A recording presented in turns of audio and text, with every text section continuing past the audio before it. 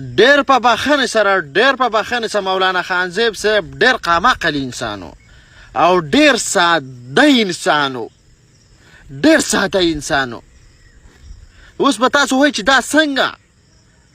مولانا صاحب ډېر ساده انسان ځکه و چې دغه باجوړ کې پښتونخوا کې په ضلع کې د هر څه لیدلي و چې د دې قام دپاره څوک مبارزه کوي، دغه حالات څه شی دي.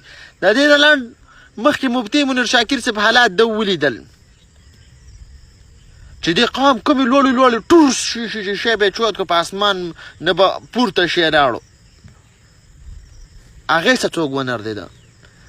د دې هغې نه مخکې ګیلمن شهید شو، د هغې سره څوک ونردېده. ګیلمن جنازه څومره غټه وه.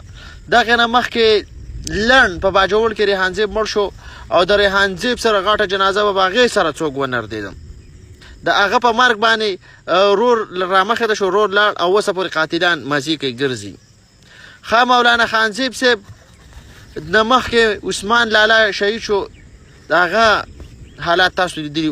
عثمان لالا نه مخکې تاسو ارمان لوړي لیدلی و، عارف افغان تاسو لیدلی و، هارون بیلور تاسو لیدلی و، د بشیر بیرور حالات تاسو لیدلی و.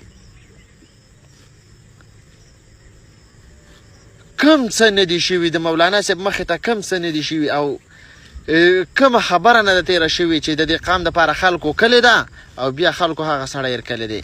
محمد زاده اګروال د دې قام دپاره یې څه کول او قام څه وکړه.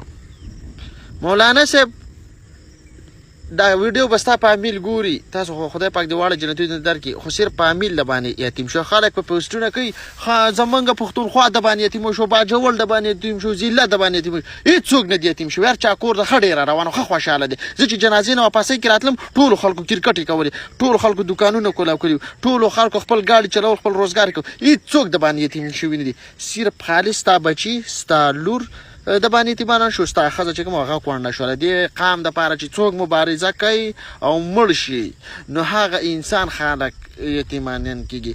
دا نور خلک خپل لایک کمنټ شیر دپاره لګېر، داسې د خوسکوس زامن دي، داسې د خوتای کوس زامن دي او هغه سړي د خدای بیخ وباسي سره د حمزه چې د دې بېغیرته پښتنو دپاره څوک اواز شوتی